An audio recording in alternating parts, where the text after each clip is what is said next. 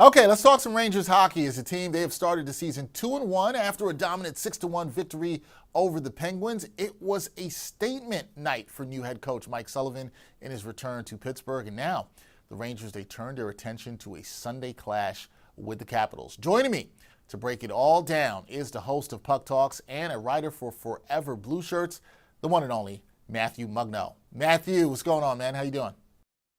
You're the one and only, Dexter. I love it. You've been keeping New York sports on my YouTube algorithm all year. So love that and love to be on again. No, I appreciate it, man. Oh, good to see you here. Glad you were well and everything is good. And the Rangers, they're doing well. They're off to a 2-1 start. So, from your perspective, as someone who's very plugged in with the team, what have been the most encouraging signs early on with the Blue Shirts, and where do you still see room for improvement with them? Well, there's three players that were X factors this year. Now it's a small sample size, but 3 games played. Adam Fox, 3 goals already. It took him 48 games to reach that mark. He's a high IQ defenseman. They value his two-way play more so on the defensive side and his smarts, but the fact that he's producing on the offense, like they need that as well. And we saw the team goes far when he's producing. He was, I believe, the ninth best single postseason performance for a defenseman in 2022, and they went to the Eastern Conference Final that year. Igor Shesterkin, 83 saves on 85 shots against to start the season. He's an X factor. He got paid that massive contract, $11.5 million per year for the next 8 years. He needed a strong start this year. The penalty kill is 5 for 5 this season. The power play last night against Pittsburgh, 2 for 4. I know we'll get to that. And depth has been, at least since last night, 24 hours ago, now a strength for the team. So there's a lot to be excited about. There's some more positives than I think some fans anticipated coming into this year. Also, 17 unique point scorers and 8 unique goal scorers. And you know what the thing is here, Matt? It's tough to ask, even though I asked you the question. It's tough early in the season, right? Because it's just such a small sample size. We've only seen 3 games. We'll see 4 later today, but it's just such a small sample size. So you want to be encouraged about some things, but you know all teams are trying to get better as they get deeper into the season. Now, just to kick it back to last night, Mike Sullivan, his return to Pittsburgh on Saturday, that was an emotional one for sure. How important do you think was it for him and this Rangers team to come away with that statement 6-1 victory against his former club? Well, I think you played this team to start the season at home, centennial jerseys, centennial season beginning. And for all of the changes in the offseason, a new head coach, you essentially swap coaches. Dave Quinn, an assistant now with New York, Mike Sullivan, the head coach in Pittsburgh for nearly a decade, won 2 Stanley Cups there, and Dan Muse on the opposite bench, and you lose on opening night on a lackluster offensive effort. They weren't able to score a goal. It was important to bounce back and to show that they were capable of bouncing back a few nights later against a team that will likely finish in the bottom of the standings. That sounds crazy for most hockey fans and for most sports fans who are used to Sidney Crosby, Evgeny Malkin as those top players in the NHL, top athletes in North American sports. And the group, along with the trio with Chris Letang, is the longest tenured trio in American sports history. Now, with that, they aren't the same team that they were. But I think for Mike Sullivan, on the emotional factor, you saw he got teary eyed there.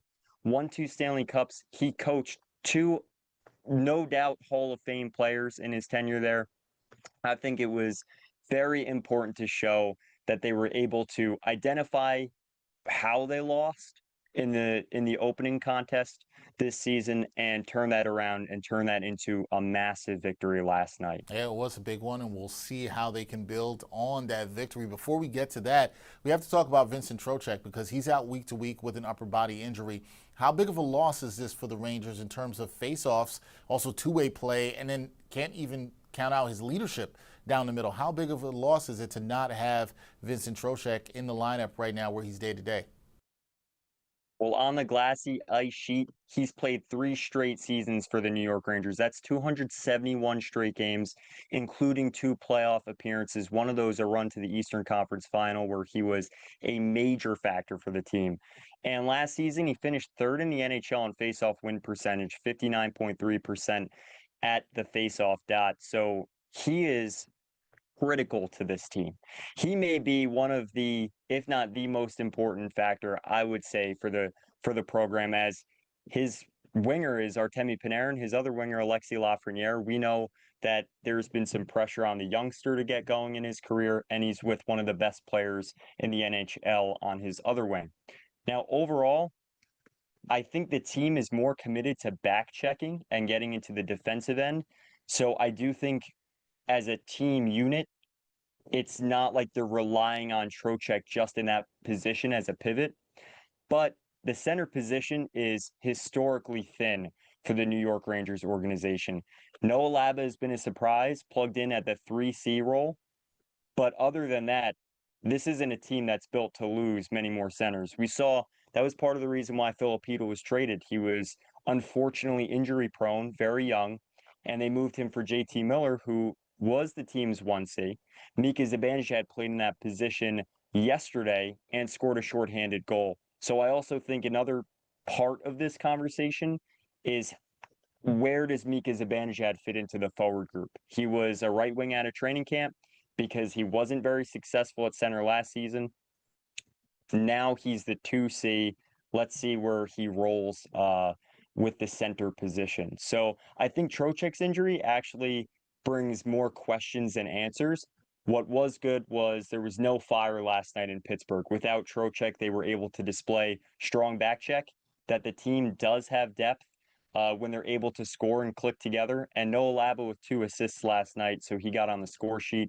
He looks like a workhorse youngster for this team. Yeah, and you know what? It's all good when you have depth. It's tested when guys like Trocheck goes down, and now you want to see how other guys step up. We'll see how Mika steps up into the role as a 2C and how that works for him. Wasn't so good for him, as you mentioned, in the center spot last year. Now, looking ahead to Sunday's matchup with the Capitals, this should be a test for the Rangers here through the first 3 games we saw them play, 2 games against Pittsburgh and the Sabres, teams that you don't expect to be at the top of the standings. But what are the biggest keys, Matt, for the Rangers to pick up their 3rd win in 4th games with a victory over the Capitals? Well, it's the first set of 12 back-to-backs this season because of the Olympic break. So there's a lot of teams that are now forced to cramp in scheduling before February. We saw a little bit of that with the Four Nations face-off last year. We're seeing an extended version of that this year. It is exciting, albeit that NHL players will be returning to the best global sporting event in the world. So I think for tonight's matchup, the good thing is that some of that homework was last night. They had such a lead coming into the 3rd period that they didn't have to kill themselves to win the contest. I think that's where last night's game was a massive moral victory for the team.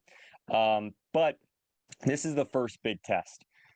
Alex Ovechkin, Ryan Leonard, Connor McMichael, Pierre-Luc Dubois. This team is firepower. And although we mentioned Malkin, who had an assist in that first game, he's historically a Ranger killer, 73 points in 78 career games. Sidney Crosby, obviously the all-world #1, arguably now, going up against Connor McDavid and Nathan MacKinnon in his older age. Ovechkin's still clicking. He broke the goals record set by Wayne Gretzky last season. He's showing no signs of slowing down, and he showed that against the Islanders last night. So I think this collective top 6 and even their depth, they're big, they're brawny, and they can score. How do the Rangers play against that physicality? Especially since tonight they're playing with a next man up mentality. Also, Jonathan Quick will likely get his first start. I believe 4 o'clock is the press conference that's being held with Mike Sullivan. So we'll see. It will likely be Jonathan Quick after Igor started 3 games. Can't imagine they'll play him back to back.